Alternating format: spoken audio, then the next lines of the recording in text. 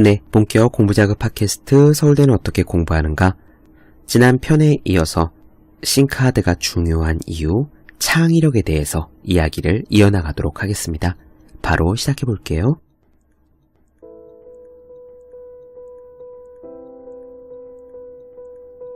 창의력은 지적인 능력 중에서도 가장 가치가 높은 덕목이다. 현재 우리가 누리는 문명의 혜택은 극소수의 창의적 인재들이 발휘한 창의성에 기인한 것이다. 그렇다면 창의성이란 도대체 무엇일까? 많은 사람들이 창의성이 중요한 것은 알고 있지만 도대체 어떻게 창의성을 발달시킬 수 있는지는 잘 모르고 있다. 이는 창의성에 대한 이해가 부족하기 때문이다. 창의성을 이해하기 어려운 이유 중에 하나는 초등학교에서 대학교까지의 학업에서는 창의성이 요구되는 일이 거의 없기 때문이다. 사실 대학을 졸업할 때까지 창의성을 거의 경험하지 못할 수도 있다. 그러나 대학원 과정에 들어가서 학위 논문을 쓰려면 예외 없이 창의성이 요구된다. 그때서야 비로소 창의적인 노력을 기울이게 되는 것이다. 이때 그동안 드러나지 않았던 각 개인의 창의성이 겉으로 드러난다.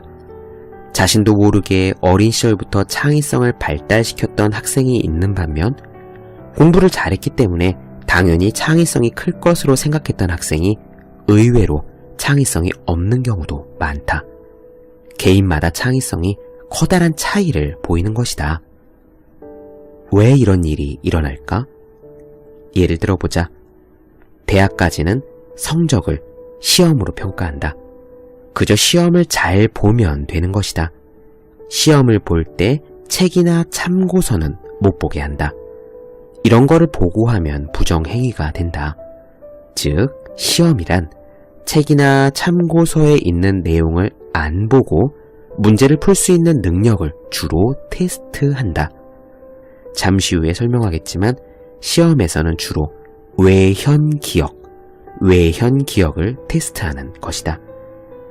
그런데 대학원 과정에서 연구할 때에는 책이나 참고서를 보아도 된다.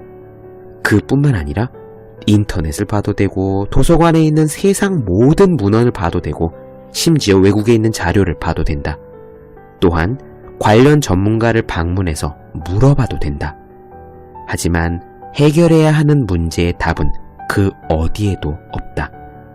스스로 그 답을 찾아야 한다. 이때 비로소 창의성이 요구된다. 미지의 문제를 해결할 수 있는 능력, 즉 누구도 미처 생각하지 못한 유용한 사고를 하는 능력이 바로 창의성이다. 창의성은 강의를 들어서 습득될 수 있는 것이 아니고 적절한 경험을 반복함으로써 체화된다는 점에서 외현기억보다는 안목기억에 더 가깝다. 간혹 이 능력이 뛰어난 사람들이 있는데 이들을 우리는 창의적인 인재라고 부른다. 외현기억과 안목기억에 대해 간략히 설명해보자. 우리의 모든 능력은 장기기억에 저장되어 있다. 어렸을 때부터 듣고 보고 배우고 경험한 모든 것, 그리고 유전적으로 타고난 능력들이 다 장기기억에 저장되어 있다.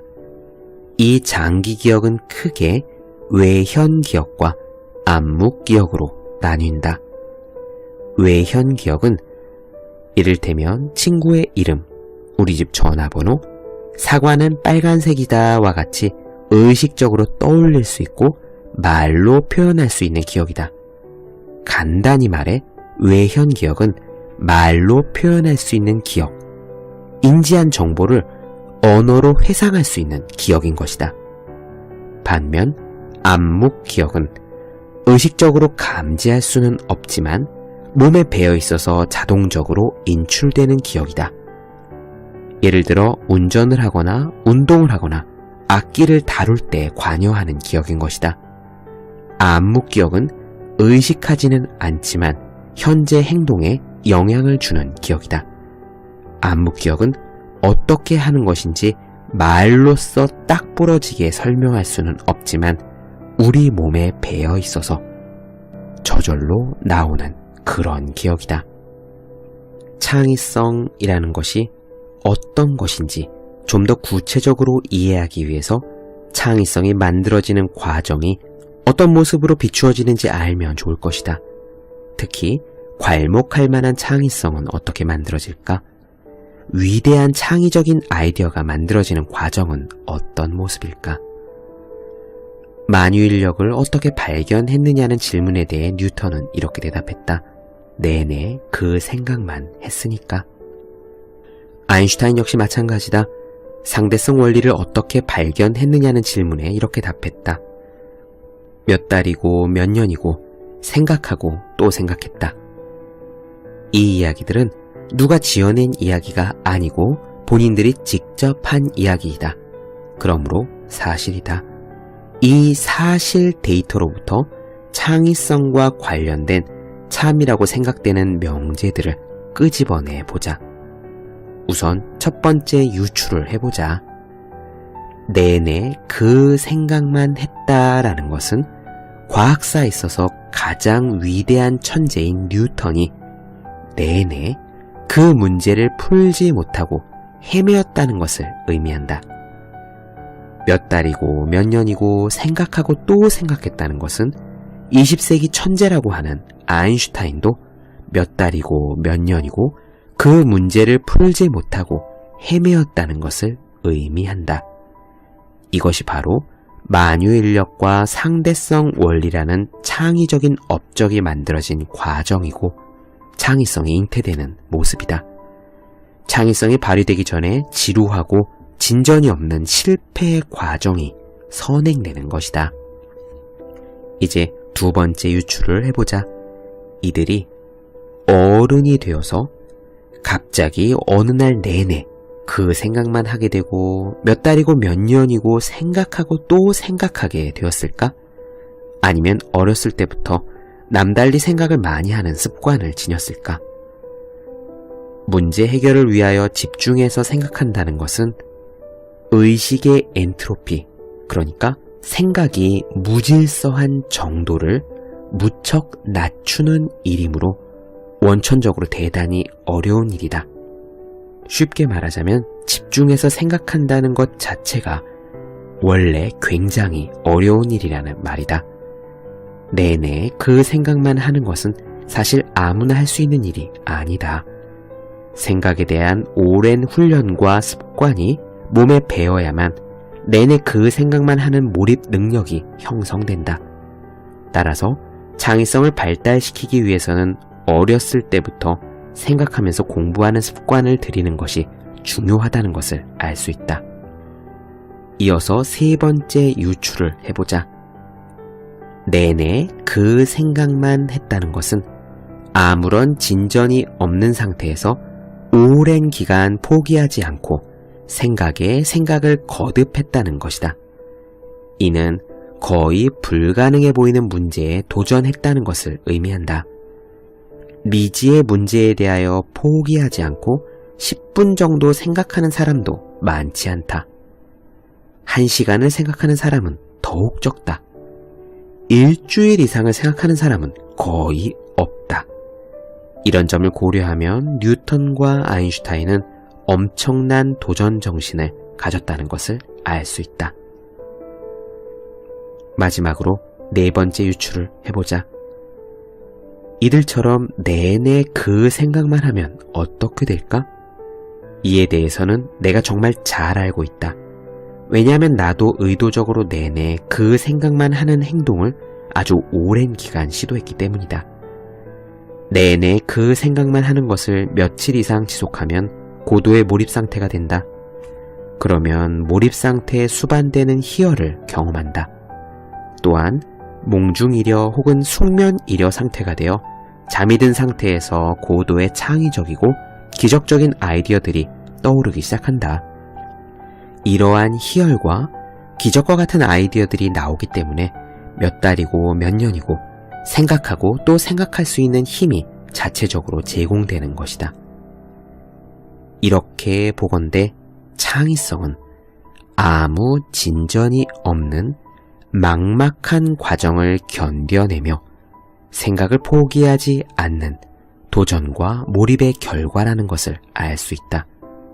그리고 창의성을 발달시키기 위해서는 어린 시절부터 생각하는 것을 습관화해야 하고 미지의 문제에 대해서 포기하지 않고 도전하는 경험을 많이 해보는 것이 중요하다. 그렇다면 어떻게 해야 창의적인 결과물을 내놓을 수 있을까? 가장 간단한 원칙을 이야기하자면 이렇다. 오래 생각하고 그렇게 해서 나온 결과물 중에서 나쁜 것을 버리면 된다. 재능 연구가들에 따르면 결국 창의성이나 지적인 재능도 타고나는 것이 아니라 연습에 의해 얼마든지 개발될 수 있다고 한다. 우리는 아인슈타인을 가리켜 20세기의 천재라고들 하는데, 그러나 정작 아인슈타인은 자신을 가리켜 이렇게 이야기했다. 나는 절대 머리가 좋은 것이 아니다. 단지 문제가 있을 때 남들보다 좀 더 오래 생각했을 뿐이다. 그렇다면 또 다른 천재 뉴턴은 어땠을까? 뉴턴 전문가 리처드 웨이스트포리슨 프린키피아의 천재라는 책에 의하면 뉴턴은 데카르트가 쓴 기하학을 읽어가며 독학으로 기하학을 익혔다. 읽는 동안 대부분을 이해하지 못했지만 포기하지 않고 반복해서 읽고 생각에 생각을 거듭한 끝에 누구의 도움이나 가르침도 받지 않고 전체 내용에 정통하게 되었다. 노벨상 수상자들을 살펴보자. 이들이 어떻게 창의성을 발휘할 수 있었는지 알려면 본인들이 입으로 직접 이야기한 자료가 있으면 좋다. 그런데 칙센트미아의 교수의 저서 창의성의 즐거움을 보면 이 흔치 않은 자료들이 일부 소개되어 있다. 1967년 노벨 물리학상을 받은 한스 베테는 그를 유명하게 만든 물리학 문제를 해결할 수 있었던 요인이 무엇이냐라는 질문에 웃으며 이렇게 대답했다고 한다. 두 가지입니다. 첫째는 머리죠. 그리고 두 번째는 분명 아무런 결과도 나오지 않을 수 있는 문제에 매달려서 오랜 시간을 기꺼이 생각하면서 보내는 것입니다. 여기서 아무런 결과도 나오지 않을 수 있는 문제란 곧 답이 보이지 않는 문제, 자신의 지적 능력을 넘어선 문제라는 뜻이다. 이런 문제에 포기하지 않고 도전해서 피드백이 없는 상태를 견디고 또 견딘 것이 한스 베테가 지닌 창의성의 비밀이었다. 창의성의 즐거움 책에는 1954년 노벨 화학상과 1962년 노벨 평화상을 받은 라이너스 폴링 박사의 사례도 실려있다. 라이너스 폴링 박사는 노벨상을 2번이나 탄 역사상 몇 안 되는 과학자 중에 하나다. 매사에 아이디어를 잘 내기로 유명했던 그에게 한 학생이 그 비결을 물었는데 폴링은 많은 생각을 하고 그 중에서 나쁜 걸 버리게 라고 간단히 답을 했다. 1998년 노벨 생리의학상 수상자 루이스 이그나로 교수는 2006년 한국을 방문했을 때 어떤 기자로부터 어떻게 하면 노벨상을 받을 수 있느냐는 질문을 받았다. 그는 이렇게 대답했다. 과학은 9시에 출근해서 4시에 퇴근하는 일이 아니다. 일주일 내내, 24시간 내내 왜와 어떻게가 머리를 떠나지 않아야 하고 마침내 그 해답을 얻었을 때 모든 보상을 받았다고 생각할 수 있는 열정이 있어야 한다. 1965년에 노벨 물리학상을 받은 리처드 파인만은 현대 물리학 분야에서 가장 유명한 사람 중에 하나다. 그가 암 투병 중일 때 자신의 이야기를 녹음하여 책으로 출판했는데 이것이 바로 베스트셀러 파인만 씨 농담도 잘하시네이다. 이 책을 보면 그의 생각하는 습관이 잘 드러나는 대목이 있어서 소개해보자. 파인만은 이렇게 말했다. 나는 생각하면서 걷다가 가끔 한 번씩 멈춰 선다. 너무 어려운 것을 생각하다 보면 걸을 수가 없다. 이때는 멈춰 서서 해결될 때까지 기다려야 한다. 그래서 가끔 멈춰 서는데 어떤 때는 손을 공중에 내저으면서 혼잣말을 한다. 이것들 사이의 거리는 이렇고 그러면 이것은 이렇게 되고 이런 식으로 거리에 서서 혼잣말을 하며 팔을 휘두르다 보면 순경이 다가온다. 이름이 뭡니까? 어디에 삽니까? 지금 뭐 하고 있습니까? 나는 미안합니다. 생각을 하고 있었어요. 나는 이 동네에 살고 저기 보이는 레스토랑에 자주 갑니다. 이런 식으로 몇 번 대답하자 순경들은 나를 알아보고 다시는 잡지 않았다. 이처럼 노벨상 수상자들이 창의적인 업적을 남길 수 있었던 비결은 지적인 능력의 한계에 도전하고 아무리 진전이 없더라도 계속해서 생각했다는 것이다. 이러한 도전 정신과 몰입 능력을 발달시키기 가장 좋은 시기가 바로 초, 중, 고등학교 그리고 대학 시절이다. 그러나 문제가 쉬워서 답이 보이는 문제만 풀게 되면 도전할 기회가 거의 없다. 미지의 문제에 도전해야 지적인 한계를 넘을 수 있다. 따라서 답이 보이지 않는 문제를 포기하고 이내 정답을 확인해보는 방식으로만 학습을 하면 날카롭게 생각할 기회를 잃고 자신의 머리를 발달시킬 수 없게 된다. 그렇다면 정반대로 어린 시절부터 답이 보이지 않는 문제에 계속 도전하도록 하면 그렇게 교육을 시키면 머리가 좋아지고 영재가 될 수 있을까? 이 물음에 대한 답은 창의성의 즐거움에 소개된 헝가리 부다페스트의 루터교 고등학교 수학 선생이었던 라즐로 라츠 선생의 교육 방식에서 찾을 수 있다. 그는 역사상 뛰어난 제자를 가장 많이 배출한 고등학교 선생으로 인정을 받았는데 그의 교육 방식은 이제까지 알려진 영재 교육에서 가장 성공적이었다고 평가되고 있다. 라츠 선생은 교내 수학 잡지에 한 달에 한 번씩은 난이도가 높은 문제를 출제해서 학생들이 경쟁적으로 풀도록 했으며 학생들은 이 문제를 풀기 위해 오랜 기간 몰입적인 사고를 해야 했다. 이러한 교육을 받은 학생 중에는 놀라지 마시라. 1963년 노벨 물리학상을 받은 유진 위그너, 현대 컴퓨터 이론을 최초로 탄생시킨 존 폰 노이만, 원자폭탄의 아버지라 불리는 레오 질라드, 수소폭탄의 아버지라 불리는 에드워드 테일러가 있다. 그리고 전설적인 수학자 폴 에어듀시 역시 라츠 선생에게서 직접 배우지는 않았지만 라츠 선생이 교내 수학 잡지에 출제한 문제를 풀면서 공부를 했다고 하니 라츠 선생의 교육 방식이야말로 창의성을 북돋는 영재 교육의 표본이라고 할 수 있겠다.